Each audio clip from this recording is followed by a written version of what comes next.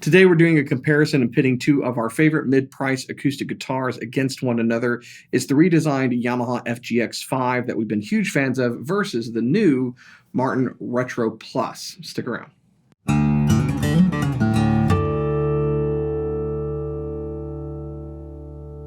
Hey, you're watching Alamo Music TV. My name's Chris McKee. I'm Cooper Greenberg. We're here with Alamo Music in San Antonio, Texas. You can find us online at alamomusic.com. If you're new to our channel, subscribe, turn on notifications, like our videos, and if you want to support the channel, you can do so by visiting our spring store linked below for custom swag, and check out our podcast, the Fretboard Confessional, wherever you get your podcasts at. So if you're a fan of the channel, and we thank you, and if you're not, where have you been? Make sure you do the things I said. Become a fan. We've long been fans ourselves of the Yamaha guitars, particularly the FGX5s. They got redesigned with a new gloss finish, but everything else is pretty much intact. And this is a great new guitar that Martin came out with this year that we've been impressed with. Yeah. It is the DE Retro Plus. There is a O version, the Dreadnought version. Think of it as a made in Mexico kind of D18 alternative at a lower price. But the specs on these are very, very similar. So we figured this would be a very cool comparison. Price is similar, specs are similar. Yeah, these are kind of the under $2,000, leaders of the Dread. Like just under $2,000. Just under. If somebody, a lot of times when somebody's shopping for a guitar, my top end is $2,000, $1,000, $500, whatever it be. In the $1,000 to $2,000 range, these are kind of top tier. Mm-hmm. This being $1,000 less than a D18. Yep. And this one being basically half the price, even less than half the price of the next step up. Right, would be an FG9. FG9. Yeah. So these being spruce mahogany Dreads. After we put out the demo for this, we did get several people saying, well, compare it to the FGX5 because I'm between those two. Both have electronics, hard shell case, soft shell case, but Dreadnoughts with the same wood combo and kind of similar appointments. I think it's a worthy comparison.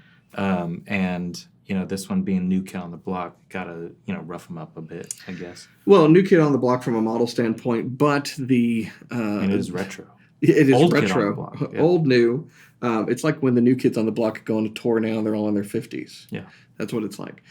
Because it's Martin, which is the old tried and true originator of the flat top steel string acoustic guitar and the Dreadnought shape, coming out with this new model, to compete in this increasingly kind of crowded price point. Yeah. I mean, you have a lot of manufacturers that are doing various import guitars in this price range with different features. Some of them it's all solid. More so, it's becoming kind of an all solid thing when you're in the close to $2,000 mark or so. But yeah, these are very, very similar guitars on paper, and yet they bring their own personalities to them still. Now, price-wise, these are they about $100 apart? I think so. That one's a little less expensive. A little bit less. But you get a hard shell case. True. You get Yamaha quality. And since this started, I mean, when the FGX5 first came out, I was a huge fan of it. I was blown away by the value of it, the quality of what you get, and really just how Yamaha had executed on the red label guitar, so much so that we couldn't keep them in stock. And so it's nice to have it back. They have changed it with the finish, which, I liked the satin finish. We'll kind of talk about the change to gloss and maybe why they went that route, the benefits and, maybe the pros and cons of that. But it's a really, really great guitar. If there's one knock I have on this guitar, it's the tuners. Everything else is great. You compare that over here, and this is definitely, like you said, designed to be a more affordable D18 alternative. It is $1,000 less than a D18. It's made in Mexico, but it's got some nice, features that you don't get on D18. First of all, you get a pickup, standard, which you don't get on a D18. Yeah. You get a torrefied spruce top, which you don't get on the D18. And it's all solid wood. And you get tuner built in. Look at that. Yeah. Because I don't care. Do you like tuners built into acoustic guitars? I don't. Yeah. But I will tell you that for like the last maybe 10 gigs that I've played, I've forgotten my tuner. And I always think, next time I'm bringing this guitar out, I need to grab my tuner, and I've forgotten it. It's still not my case. So I guess in a pinch, might as well have one in there, or just bring your tuner. I feel like they always go out. That's my deal with Yeah. tuners built into preamps and whatnot, that they So don't last. electronics on this one are the Martin E1 electronics, which you'll see through X Series And Road Series. Their proprietary thing. This is also a proprietary pickup, but that's got volume and tone, phase switch, tuner, very simple. And it's an under-saddle pickup. So the design of it is very similar to what would have been on there previously with the Fishman Sonotone, which itself is a very basic Fishman pickup. Yeah. It's an under-saddle pickup. It's sound hole mounted controls. I do like them mounted in the sound hole. Yeah. But it's about as no frills basic of a pickup as you can get. Yeah, this is Yamaha's Atmosphere. Atmosphere? Yeah, so you got undersaddle and the mic. You can blend them. It's got a bass EQ, which I will tell you this. One of the guys in one of the bands that I play with bought one of these because he needed a new guitar. He was a Yamaha guy. He got a FGX5. It was the satin version, but I don't think he knows that you can take this off. So it does have like a little guide, but I don't. Is he finding out now? I think so. Okay. You can take it off. Yeah, you can take it off. So it does have a little guide on there, but yeah, you might want to take that off, the little plastic thing. Bass EQ knob and a master volume. This is a more comprehensive and I would say better pickup. It's an upgraded pickup. Upgraded pickup. Yep. And I like the way it sounds. If there was anything that I would do differently, I would mount the controls in the sound hole just because I don't like the knobs up here. But they do it in a nice low profile way that it's not a big old preamp like a Stage Pro Anthem or something like that. Is that also in the taillet block or is it inside? It is in the tail block. Okay, and it's the so Yamaha, the double A's. So double A shaft. batteries, 9-volt, both accessible without having to take the strings off. Yeah. Yeah. Which is nice. Like in practice, I prefer not having to reach in there, especially again at a gig if I'm like, Sure. oh God, battery's going out, detuning everything, reaching in there. It's better to be able to change it there. I just don't like the way it looks. Yeah, I'm not a fan of it, and I've had battery bags and guitars for so long that I just periodically you change just change batteries. it. Yeah. So And then don't throw them into the trash with steel wool in that's it. right. Don't. Yeah. And if you ever wonder, will it cause a fire? Feel free to experiment away from any combustible items outside of your home. Yeah, absolutely. So this guitar, I was going to say this for post demo, but I will just say I liked it better with the satin. And I think that guitar is better with gloss than if it were satin. But the weird thing about the gloss versus satin type thing, I don't know if you were going to say that you think it signals a higher end guitar as like part of your reason why you think Yamaha changed it. Yeah. But I think this was one of the guitars, along with some Taylors, that kind of broke that mold a little bit. Right. That like a satin guitar can be a high-end nice thing. And I don't know if it's just like that was what was on this guitar and that's what I got used to, but it's not bad with the gloss. It's not bad at all. That's a very nice gloss finish. It's a nice gloss finish and it looks nice on the guitar, but I dug the satin. I think if they put that out as like this is the affordable D18 and it was a satin finish, I would feel the exact opposite and be like, come on, put a gloss on that. Because you're used to like a You're used to D18 a having the D18. gloss finish. Sure. But here's the big question. Do you trust manufacturing from Japan or Mexico more? And that is a great question. You know, generally, I would say that Japan speaks to a higher end manufacturing. You know, let's look at some comparisons. If you looked at a Fender guitar that's made in Mexico versus Japan, the Japan would be the more premium option.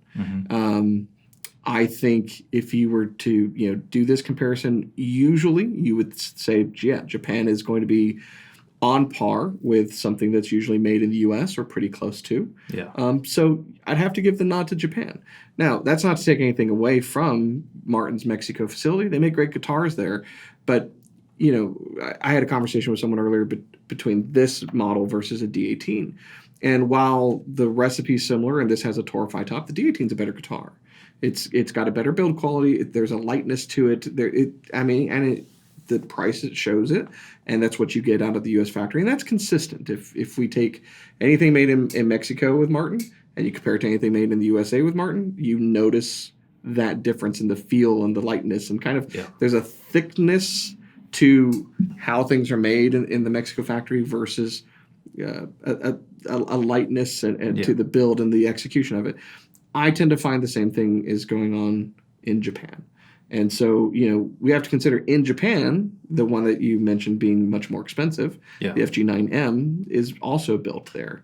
To a different extent with different specifications and so forth. But I think the craftsmanship would typically get a... That's kind of an interesting thing between these two is this is your entry into Yamaha made in Japan guitars, and that's your exit from made in Mexico guitars. So if you're stepping up at all from this, you're going to be price-wise, you're going to be right at kind of the 15s, but 17, anything with the spruce top is going to be 18. You're stepping into made in America. This is you've already stepped out of Yamaha made in China, and you're getting into the Japanese stuff. So, and everything I just said about like Mexico versus USA with Martin is true of Yamaha China versus Japan. The stuff that's made in China is good, but if you took the FGX 3, and then you compared it to the 5, very similar guitars. I mean, on paper, specifications are the same. They're not the same. You can tell. I think it'd be interesting to do like these brands have a lot of steps with this exact same wood combo. So you're talking like a D10, D12, and then FGX3, and then Retro Plus, FGX5, D18, FG9M, D18 Authentic, you know what I'm saying? But you get a lot of different options with that wood pairing and this body shape from these two manufacturers. I would say that these are this is moving from, this is not an entry-level instrument, this is like a pro-level instrument in an more affordable realm. And so that's kind of like a lot of people's next step after they've been playing a few years. I started with an FG800, I want to move up to a FGX5 or something. So it's an interesting point in the lines. Well, let's take a listen to both of them because they are similar, but there are some differences, and then we'll kind of talk about some other stuff on the other side. Check it out.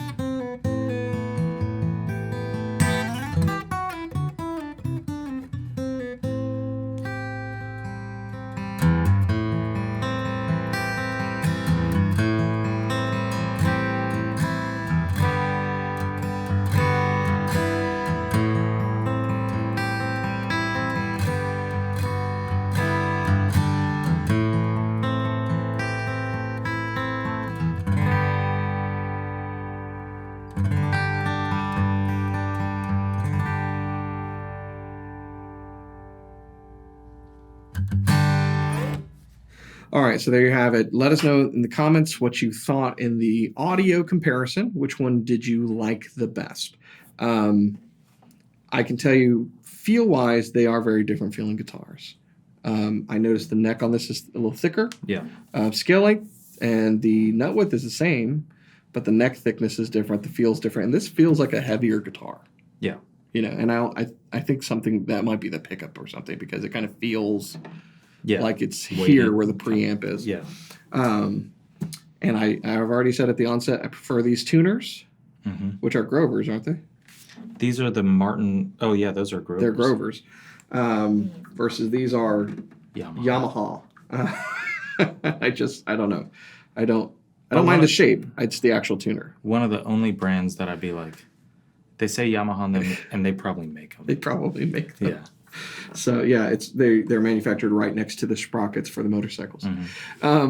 So what did you think on feel and kind of setup and everything? So we've talked about in the demos for this guitar, different neck profile than a D18. So D18 is going to go modified low oval. This is performing artist neck, a little bit thinner, and I think that would be attractive to a lot of people that, you know, are moving up into some nicer stuff and like, hey, I want something that's going to be easier on my hand. So I think neck-wise, this would appeal to a lot more people than that one. I will tell you that before the video, before we shot the demos, if you would have asked me, like, just walking down the street, FGX5 or Retro Plus Dreadnought, I'd be like, I go FGX5 because that's just a guitar that we've both really, really loved forever. But I will tell you, feel-wise, they're both set up great, easy to play. I enjoyed playing both of them. This one felt like it just had a little more something to me.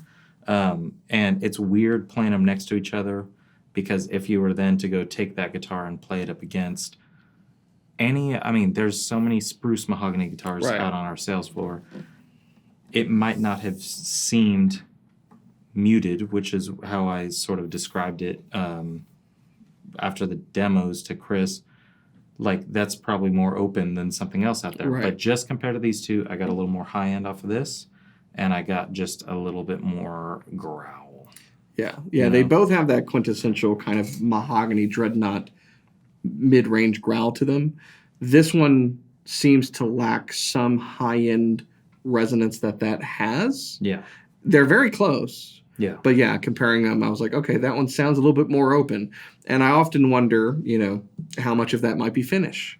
They're both mahogany, back and sides. They're both torrefied spruce tops. They both have the same bracing that that's a new guitar. This bracing hasn't changed. Yeah. But what we know did change with this is the finish. Yeah. And to get a gloss finish requires more buildup, and so that's going to have some kind of an impact.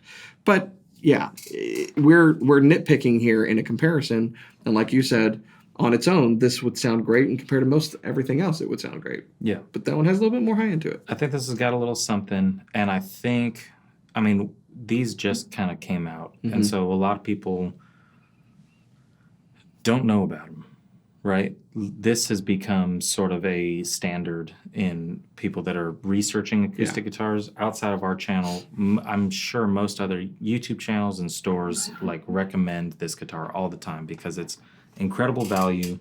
With this, which I think plays into the whole thing about exiting the Mexico factory, entering the Japanese factory, I think there's this would probably more equated in conversation to, should I get an FGX5 or should I save up a little bit more and get a D18? Sure. You know? Yeah. Which we hear that often too. So it's like, this has been around. This has a reputation as being probably one of the best value buys in acoustic guitars.